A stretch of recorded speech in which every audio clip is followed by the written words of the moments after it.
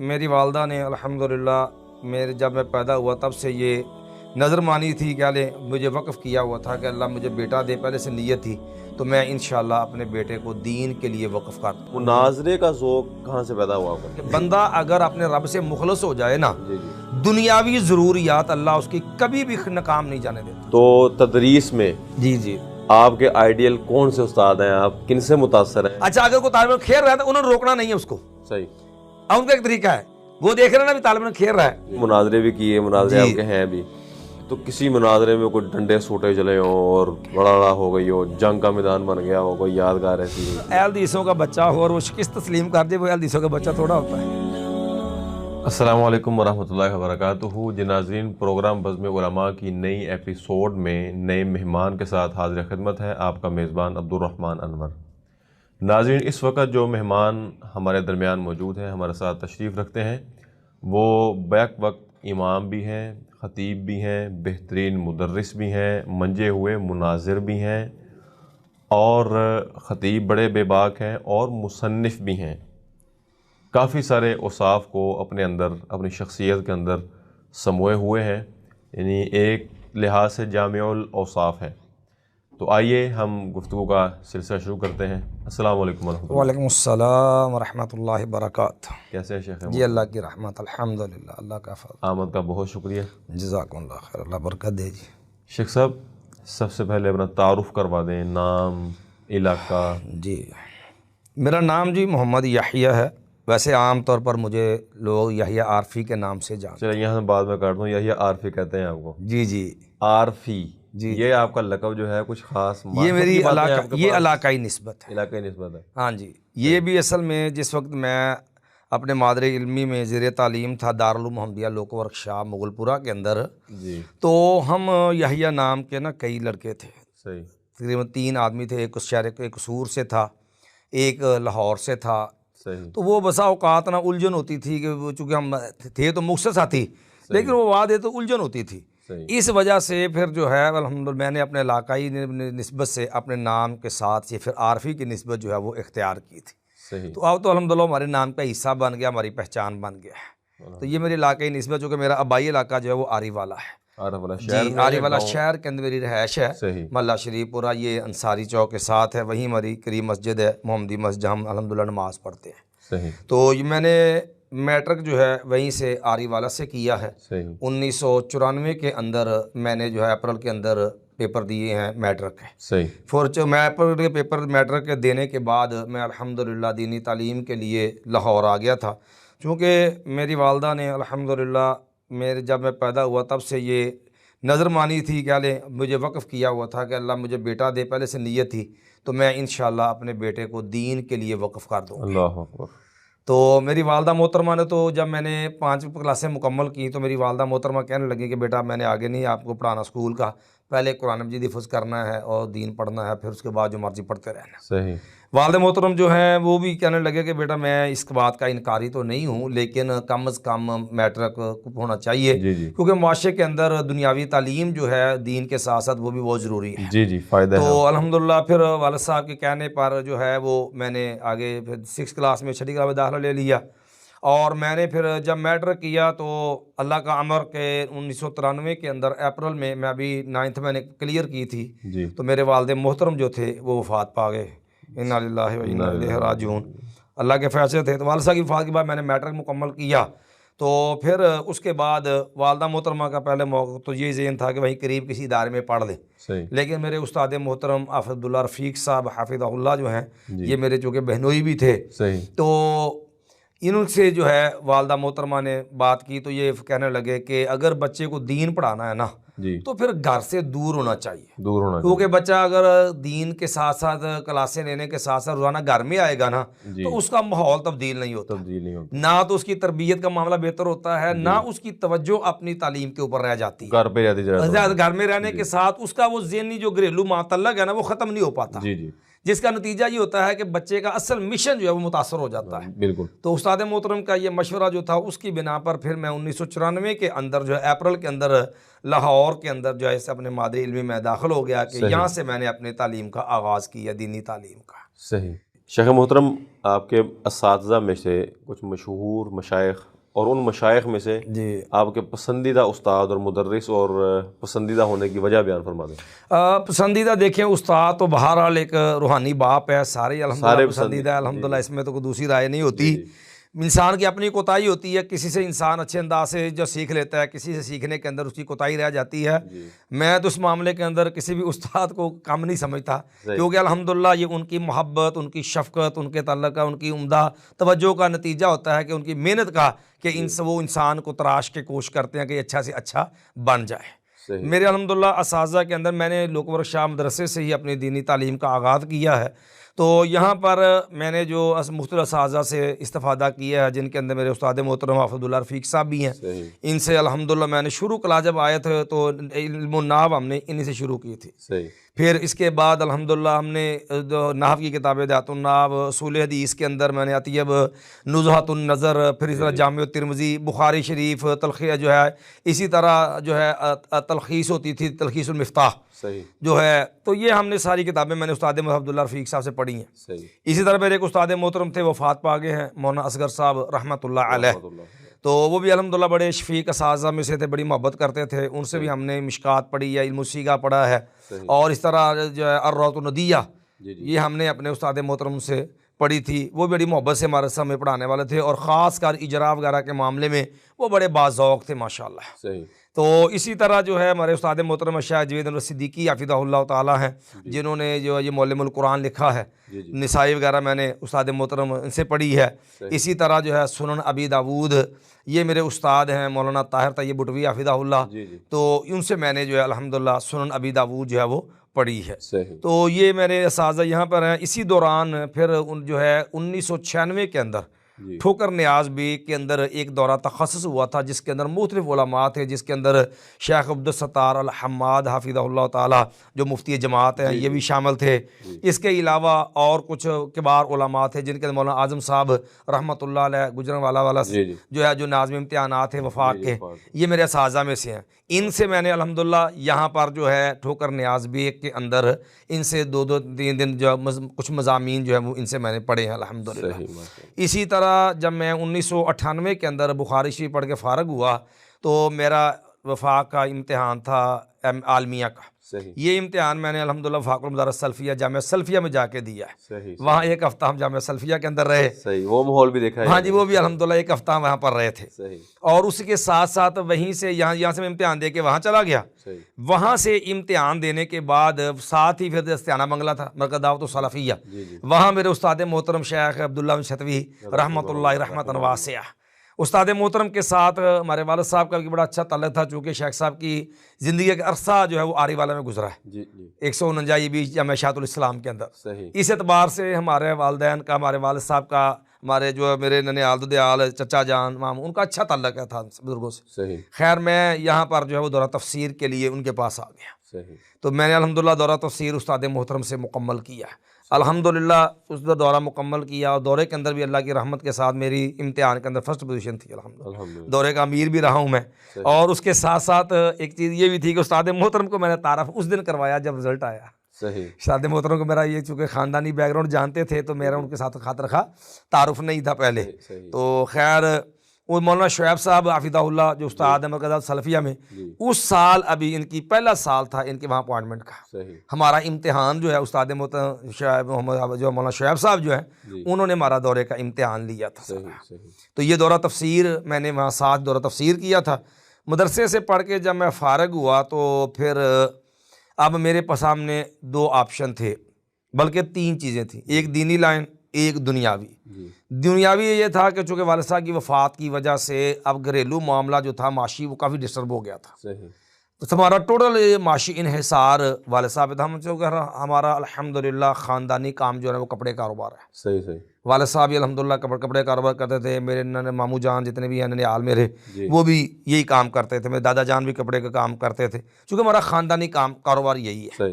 तो वालिद साहब की वफ़ात की वजह से ये मामला एक दफ़ा जब वो सारा ब्रेक हो गया, हाँ जी, जब ये मामला हो गया तो फिर ज़ाहिर बात है माशी मामला तो फिर साथ साथ होते हैं। वालदा की ख्वाहिश थी कि आप दीन का काम भी करो जी। लेकिन साथ कुछ कारोबार भी कर लो, लेकिन तरजीह दीन को होनी चाहिए, दीन ही मुतासर होना चाहिए। सही, बड़े भाई मेरे में कफ़ील थे, मेरे बड़े भाई मुझसे जो है वो स्कूल टीचर हैं, SST टीचर हैं आरीवाला में, गवर्नमेंट MCI स्कूल में। सही, तो वो मुझे कहने लगे यार ठीक है, देखो अब हमने आपके साथ कंधा जोड़ा है, खड़े हुए हैं, तो अब आप जो है वो ऐसा करें कि कुछ साथ काम का मामला करें, चूँकि हम 6 बहन भाई थे अभी जिनकी शादी होना बाकी थी सही, वालसा की वफ़ात के बाद। अल्लाह, तो ज़ाहिर बात है ये माशी मामलात भी काफ़ी थे, लेकिन वालदा की ख्वाहिश ये थी कि दीन का काम नहीं छोड़ना, नहीं छोड़ना, चूँकि उन्होंने ये नीयत की हुई थी, मुझे वक़्फ़ किया हुआ था।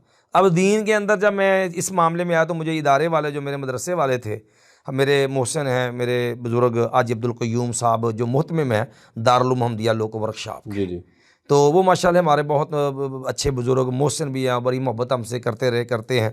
तो उन्होंने ना मुझे जो है वो पैगाम दे दिया कि बेटा आपने अपने मादरे इल्मी के अंदर ही पढ़ाना है। सही, उन्होंने मुझे हुक्म कर दिया। सही, अब एक तरफ इदारे वालों ने कह दिया, दूसरी तरफ थे मेरे चूँकि पढ़ाई दौर के अंदर जमातुद दावा के साथ बड़े क्लोज़ मोहब्बत प्यार वाले तल्लुकात थे सारे लोगों के साथ। सही, तो जो लाहौर के मसूल थे बुल हाशिम भाई, इस तरह हमारे एक बड़े प्यारे अच्छे दोस्त थे, शहीद हो गए खालिद बशीर रहमतुल्लाह अलैह, सही, वो बहुत अच्छा वर्कर मुतहर्रिक आदमी था, बड़ा जीदार आदमी था। सही, तो उन्होंने मुझे ना इस बात पे ज़ोर दिया कि आप जो है वो जमाती ज़िम्मेदारी साथ निभाएं। सही, तो मैंने फिर अपने उस्ताद मोहतरम अब्दुल्ला रफ़ीक साहब से मशवरा किया।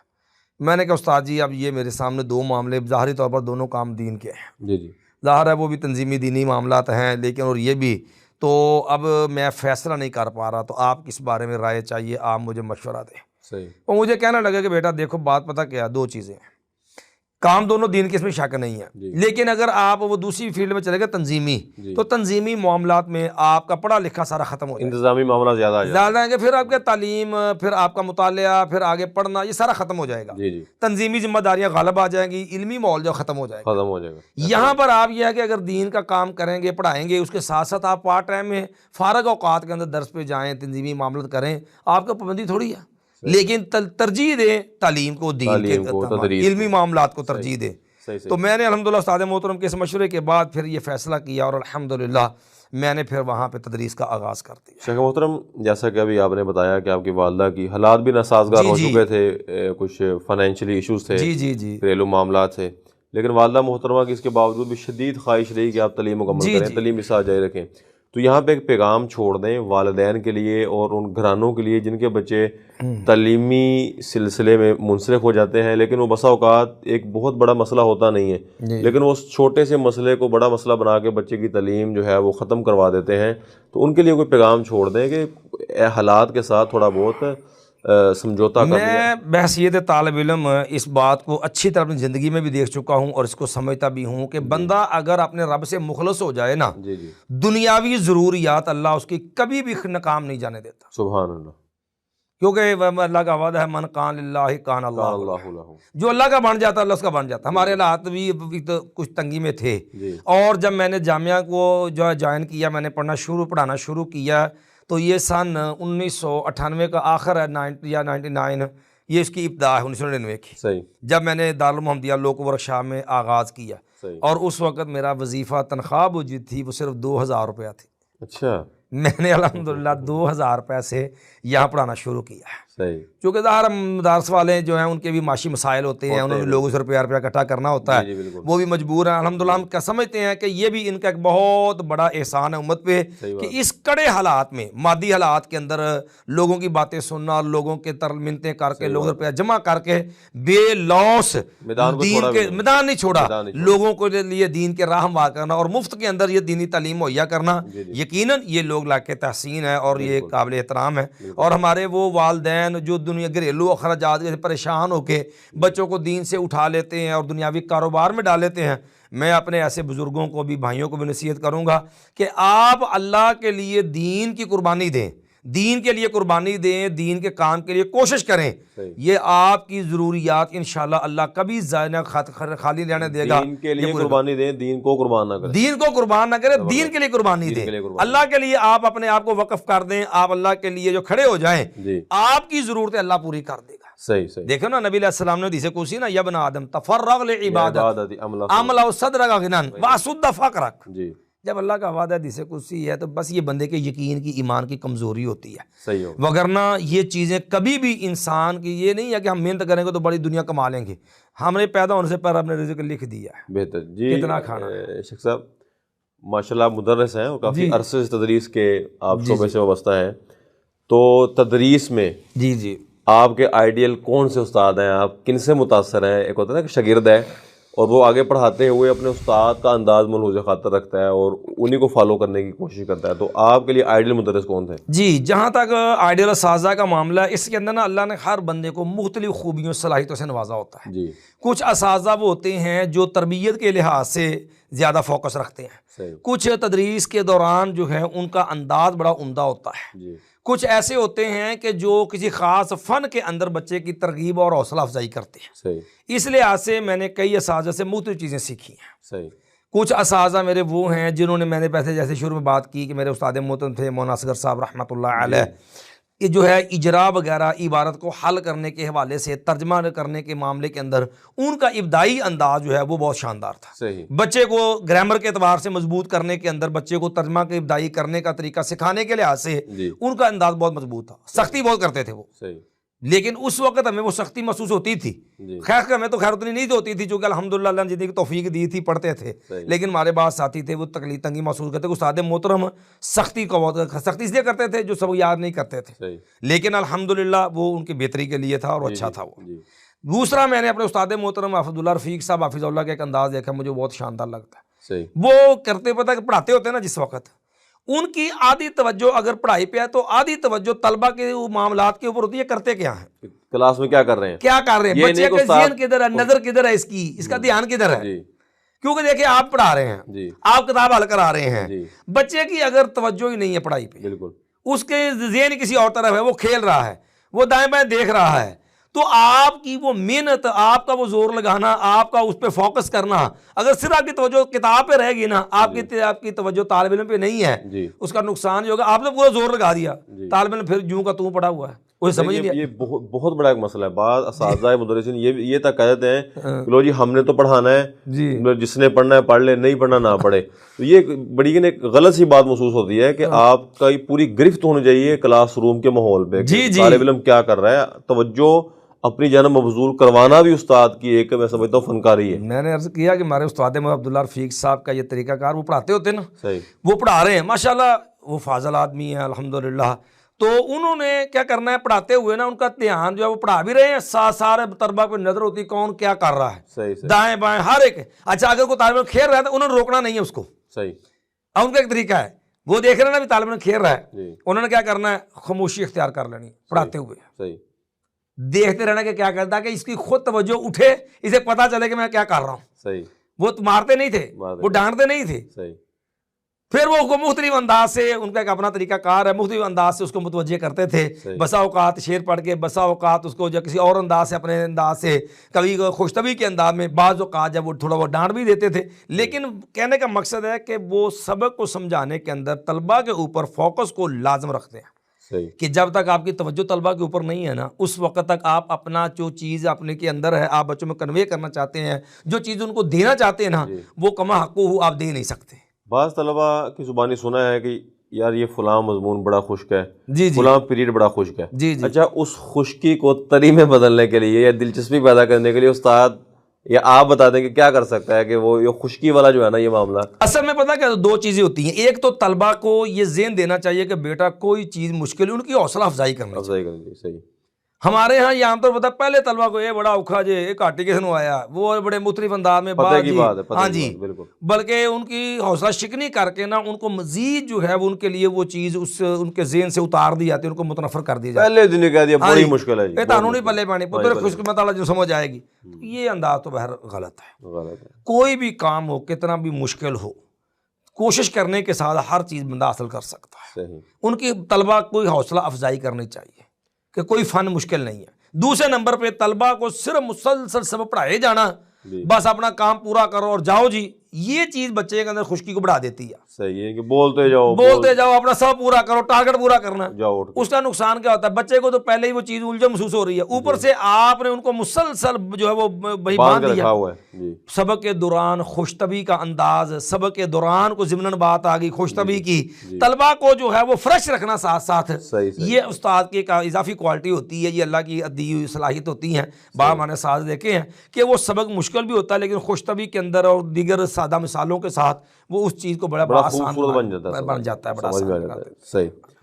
शेख साहब आप माशाल्लाह बड़े मंजे हुए मुनाजिर भी हैं, बस जी। तो मुनाजरे का ज़ौक़ कहाँ से पैदा हुआ आपके अंदर? ये भी एक मुनाजरे के ज़ौक़ की आपने बात की है।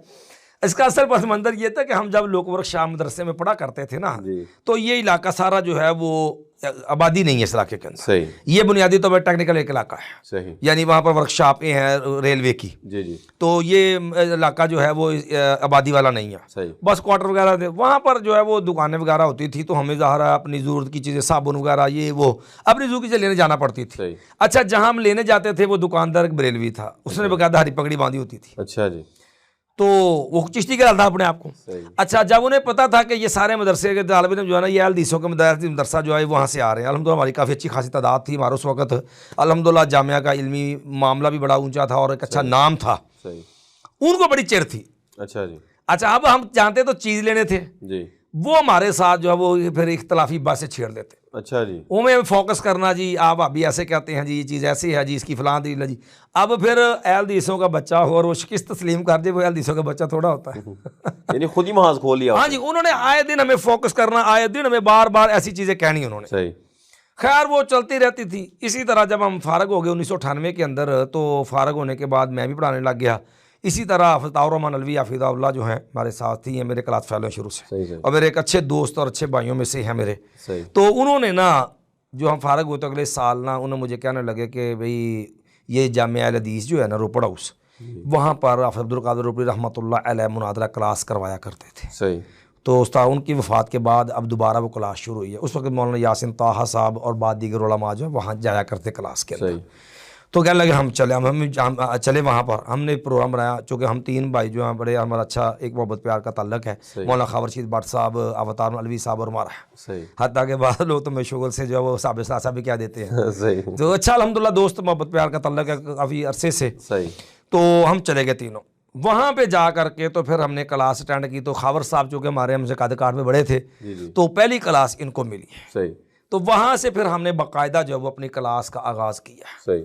तो फिर अमली मैदान के अंदर, चूँकि इसी तरह माजा देवबंदियों के अंदर मास्टर अमीन कार्ड भी उन दिनों दौरा क्लासें पढ़ाया करता था मुफ्ती मदारस के अंदर। सही। इस तरह इन्होंने अमली मैदान के अंदर भी हदीस को, दावत हदीस को काफ़ी मुतासर करना शुरू किया था, परेशान करना शुरू किया था नौजवानों को।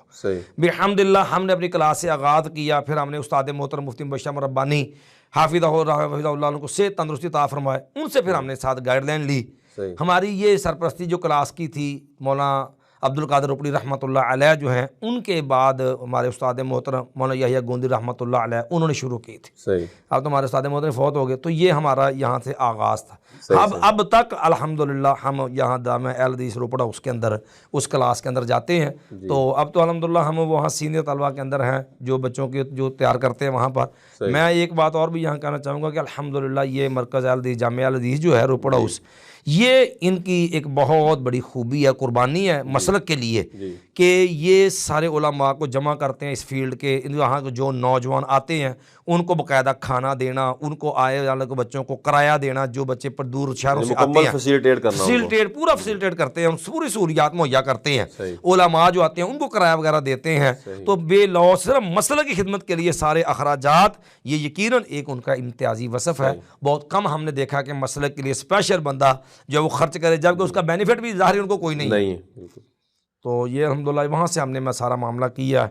तो फिर अमली मैदान के अंदर भी अल्लाह ने मौका दिया बहुत जगह पर, और जहाँ भी अल्लाह ने खड़ा किया बेहम्दुलिल्लाह अल्लाह की मदद रही है। अल्लाह ने कभी किसी मामले में परेशान नहीं होने दिया। अरे शाह साहब ने मुनाजरे भी किए, मुनाजरे आपके हैं भी, तो किसी मुनाजरे में कोई डंडे सूटे चले हों और बड़ा हो गई हो, जंग का मैदान बन गया हो, कोई यादगार ऐसी मुख्तसर वक्त में आप? ये हमारा एक मुनाजरा यहाँ हमारे भाई हैं मौलाना उमर सिद्दीक साहब गुजरांवाला से। सही। उनका एक मुनाजरा था ये बदामी बाग के अंदर, लाहौर ही के अंदर। सही। ये सऊदी ल्यूब के मालिक थे अली भाई, उनका एक छोटा भाई है वो देवबंदी है। अली भाई जो थे वो अहलदीस हो गए। इनका आपस में घरेलू तनाज़ा था घर में, दोनों मसले की तनाज़ा दोनों का। सही। तो ज़ुबैर उसका नाम था, जो छोटे भाई का नाम जो था। सही। ये इनका आपस के अंदर मामला था, चलता चलता आपस में मुनादरे पे आ गया। सही। ये मुनादरा वहाँ पर जो है तय हुआ।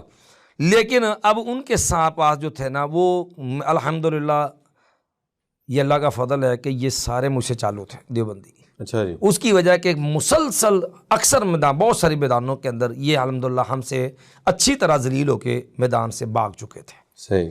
अब जब यहाँ ने फिर ख़तरा था, वहाँ पर मैं उमर सदीक साहब आए कि मैं आपने मेरी सदारत करनी है। शाह बशम रब्बानी हाफिज़हुल्लाह के मदरसे में बैठ के हमने रात तैयारी की, फिर यहाँ पर हम आ गए। अकायद उलमा देवबंद पे मुनादरा था। सही।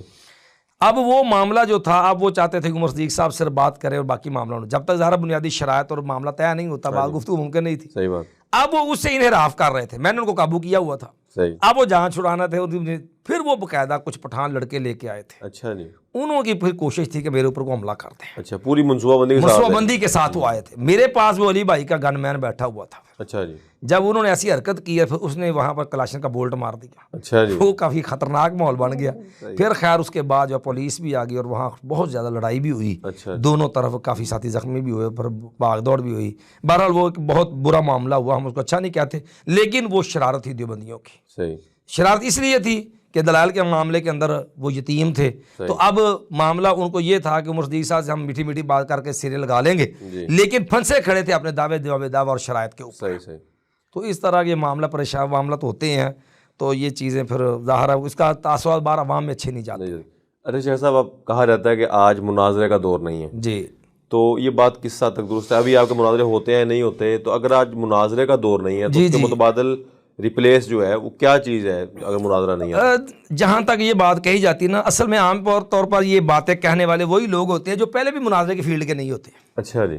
आजकल नहीं, वो पहले भी उनका ज़ौक़ मुनाजरा नहीं होता। सही। उन्होंने सिर्फ वीडियो मुनाजरे देखे होते हैं ज़्यादातर, और उनके सामने ना तो मुनाजरे का पस मंज़र बैकग्राउंड होती है, ना उनको ये पता होता है कि वहाँ बस बुनियादी मसाइल क्या बने हैं। सही। फिर बातिल की मजबूरी होती है कि अपने दिफा के जब दलाइल से आजिज़ आ जाता है तो ज़ाहिर है फिर ये तो तर्ज अमल पुराना चला आ रहा है।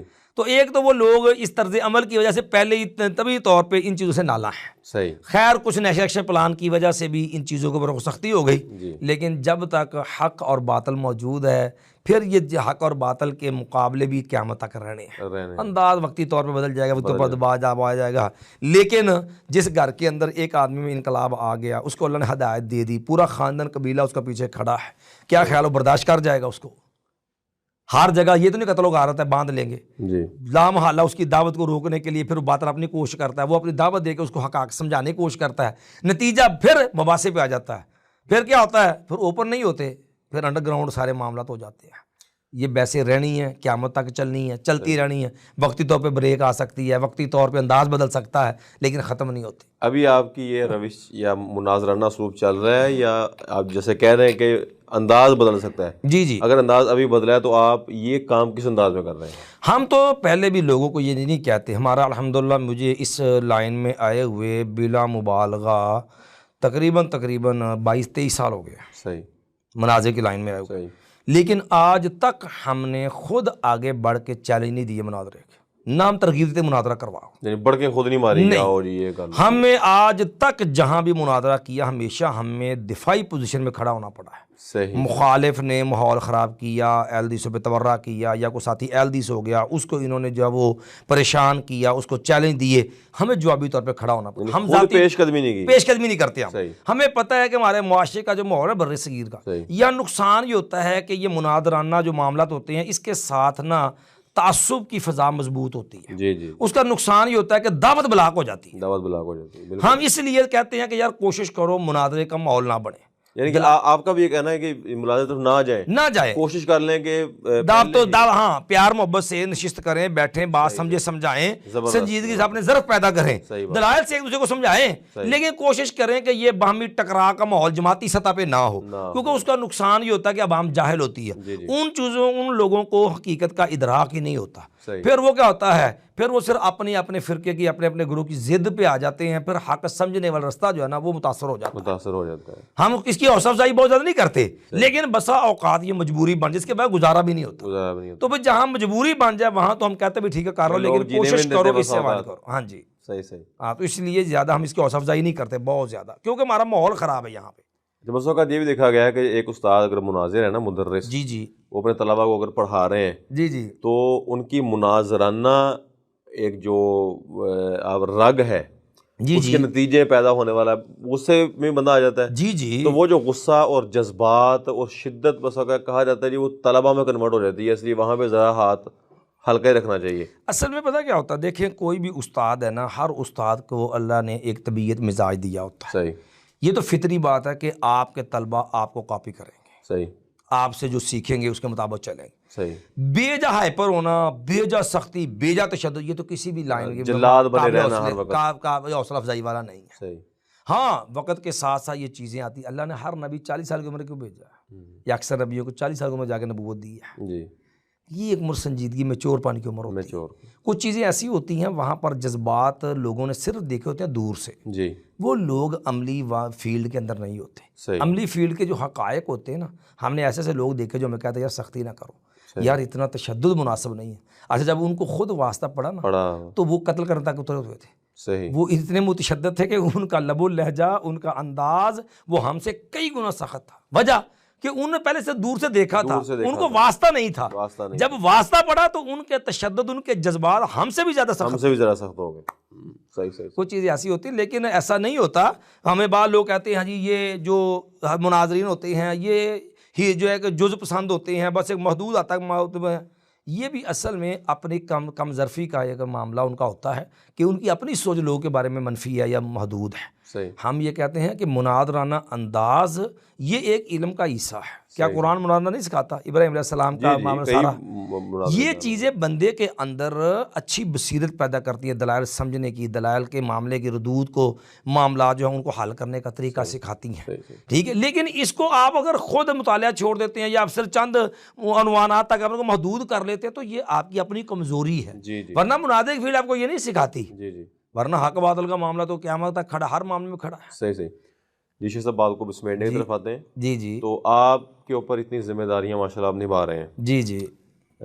आप 2-3 जगह पे तदरीस के फ़राइज़ भी सर अंजाम दे रहे हैं, आप खिताबत भी कर रहे हैं, आप इमामत के फ़राइज़ भी सर अंजाम दे रहे हैं, ज़ाहिर बात है दुरूस में भी आप जाते होंगे। जी जी, तो इतना सारा बर्डन है। जी जी। तो इस बर्डन से निकल के आल औलाद को टाइम देना, उनको वक़्त देना और उनके साथ खुशतबी करना और हंसी मजाक करना, या कभी कभार उनको खाने के लिए बाहर ले जाना, कि वहाँ भी आपका यही रहता है कि मुनाजराना ज़हन और सख्ती थोड़ी सी होना, ये कुछ ज़्यादा आप खायल तो नहीं होती हैं चीज़ें? नहीं, देखिए कुछ सारे जो मामला भी होते हैं इंसान का ज़ाती कमाल नहीं होता। कोई भी मामला अल्लाह की रहमत मदद तौफीक के बगैर कुछ मुमकिन नहीं। कुछ मुमकिन नहीं है। मैंने अल्हम्दुलिल्लाह 23 साल लोक वर्कशॉप मदरसे में तदरीस की है। सही। 2021 के आखिर में, ये पिछला रमज़ान जो गुजरा है, यहाँ से मैंने अपने ख़ास वजूहात की बिना पर माजत कर ली। सही। हालांकि मेरे मादर इल्मी, मेरे साथ जो है मुद्रिमा दरान, वो मुझे अभी जोर देते रहे, बाद में भी अब तक भी कहते हैं मैंने मादत की, मैं नहीं आ सकता। सही। मैं अल्हम्दुलिल्लाह पहले भी कुछ 4 साल जुज़वी तौर पर जामिया रहमानिया पढ़ाता रहा हूँ। अभी अल्हम्दुलिल्लाह पिछले साल से मैंने असल मदनी साहब के पास अल्हम्दुलिल्लाह पढ़ा रहा हूँ, 7 मरकज़ में मालक में ही पढ़ाता हूँ।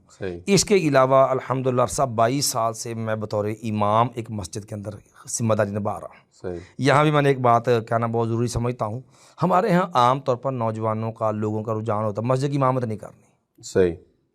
मैं भी एक वक्त था जब मैं फ़ारग हुआ ना, तो मेरा ज़ाती एक ज़हन ये था, जो माशरे में माहौल देखा था ना, मैं भी उस माहौल से कुछ मुतासर था। सही। यार अपनी मेहनत कर लो, मस्जिद की इमामत नहीं करनी। क्यों जी? टके का बंदा नहीं होता या बिल्कुल काम नकम्मा सा आदमी होता है और वो आके बातें करता है इमाम मस्जिद को, यार ये काम नहीं करना। हालांकि ये मामला बहुत बड़ी एक जिम्मेदारी है जी, और बड़ा अहम मामला। इसका सबसे बड़ा फ़ायदा ये होता है कि अगर आप इमाम मस्जिद है ना, तो कम अज़ कम आपकी नमाजें महफूज हो जाती हैं जमात के साथ। मस्जिद ज़बरदस्त, सबसे बड़ी चीज़ यह है कि आपकी नमाज का मामला मजबूत हो जाता है। बहुत बड़ी नेकी है जी, बहुत बड़ा मामला है ये। सबसे बड़ी आप जिम्मेदार बन जाएंगे। हमारे उस्ताद मोहम्मद अब्दुल्ला रफ़ीक हाफिज़हुल्लाह ये बात अमूमन कहते होते थे कि बंदा जिम्मेदार बनता है जिम्मेदारी उठाने से। सही। जब तक आप जिम्मेदारी, आप डरते रहेंगे ना, आप कुछ नहीं कर पाएंगे। आप जिम्मेदार बनेंगे जिम्मेदारी उठाने के साथ। सही। तो मैं हालांकि हाफिज़ कुरान नहीं हूँ, मैंने मखसूस को पारी हिफ्ज़ किए हुए हैं, मुकम्मल हाफिज़ नहीं हूँ मैं। सही सही। तो मेरे वो दोस्त थे, मुझे कहना हमने आपको रखना है। नया इलाका डेवलप हुआ था, ये मस्जिद बनी थी, तो सन 2000 में मैं इस मस्जिद के अंदर आया था। बेहमदुलिल्लाह मस्जिद की इमामत भी है, मस्जिद की खताबत भी है, मस्जिद की टोटल जिम्मेदारी, कोई इंतजामिया नहीं मेरी मस्जिद के अंदर। सही। मस्जिद की जुमला इंतजामात, कंस्ट्रक्शन क्या, दीगर मामला सब मैं खुद देखता हूँ, करता धरता आप ही हैं सारा कुछ जिम्मेदारी सारी मेरी है। ये करता धरता क्या होना है, अल्लाह के घर की खिदमत होती है, ये तो वो सारी टोटल जिम्मेदारी मेरी अपनी है। सही। बच्चों को भी अल्हम्दुलिल्लाह कोशिश करता हूँ मैं अपने बच्चों को स्कूल छोड़ के आना भी, लेके आना भी, अकेडमी छोड़ के आना भी मैं खुद करता हूँ, ये भी मामला। इसके अलावा भी कोशिश होती है मेरी कि अपने बच्चों को कुछ ना कोई वक्त, कमज़ोरी है इसमें, बच्चों के मामला में बाज़ औक़ात आ जाता है, थक जाते हैं, हिम्मत नहीं हो होती जाती है, या नॉर्मल इंसान से भी हो जाती है। मसल की जिम्मेदारियों के मामले में भी बाज़ औक़ात बच्चों के मामले में कुछ कोताही हो जाती है। इसमें हम अपने बच्चों से भी माज़ करते हैं कि जो उनका राइट है, हक़ है। अपने अल्लाह से भी माफ़ी मांगते हैं कि या अल्लाह ये मामलात में जो हमारी कमज़ोरी है हमें माफ़ कर दे, क्योंकि ज़ाहिर बात है वो भी दीन का काम है, लेकिन ये भी तो दीनी फरीज़ा है ना, बच्चों को वक़्त देना, बच्चों की तरबियत उनकी। लेकिन कोशिश मेरी होती है कि बच्चों के साथ वक्त बिताऊँ, अपना गुजारूँ। अल्हम्दुलिल्लाह अपने बच्चों के साथ बड़े मोहब्बत प्यार फ्रैंक माहौल के अंदर मेरी पूरी कोशिश होती है। मेरे अल्हम्दुलिल्लाह 5 बच्चे हैं, मैं अल्हम्दुलिल्लाह अपने बेटियों अपने बेटों के साथ बिल्कुल फ्रैंक माहौल के अंदर, दोस्ताना माहौल, भरपूर दोस्ताना माहौल। सही सही। हालांकि कई लोग हैं तो हमारे बारे में कहते हैं कि आपके घर में लोग ये समझते हैं कि शायद हमारी तबीयत बड़ा तशद्दुद है, तो आपका गुजारा घर में कैसे होता होगा मामलात में। अल्हम्दुलिल्लाह ऐसा नहीं है, अल्लाह ताला ऐसे ही रखे जी। अल्लाह की बड़ी रहमत है, उस मालिक की करम नवाजी है कि घर के अंदर बड़ा मोहब्बत प्यार वाला माहौल। जज़ाकुमुल्लाह खैरन, जज़ाकुमुल्लाह। जी नाज़रीन, आपने हमारे साथ एक वक्त गुजारा और आपने देखा कि हमें आज के जो मेहमान ने ग्रामी कदर थे, हमारे मेहमान शख्सियत थे, हमें उनसे सीखने के लिए बहुत कुछ मिला। ज़िंदगी के मुख्तलिफ़ शुबाहात हमने उनके साथ डिस्कस किए और मुख्तलिफ़ पहलुओं पर हमने बात करने की कोशिश की, और हर पहलू में ही हमें बड़ी मिसाली और संजीदा और उम्दा किस्म की रहनुमाई मिली। इंशाअल्लाह एक नई एपिसोड के साथ और एक नए मेहमान के साथ फिर हाज़िर होंगे। तब तक के लिए इजाज़त दीजिए। अल्लाह हाफ़िज़।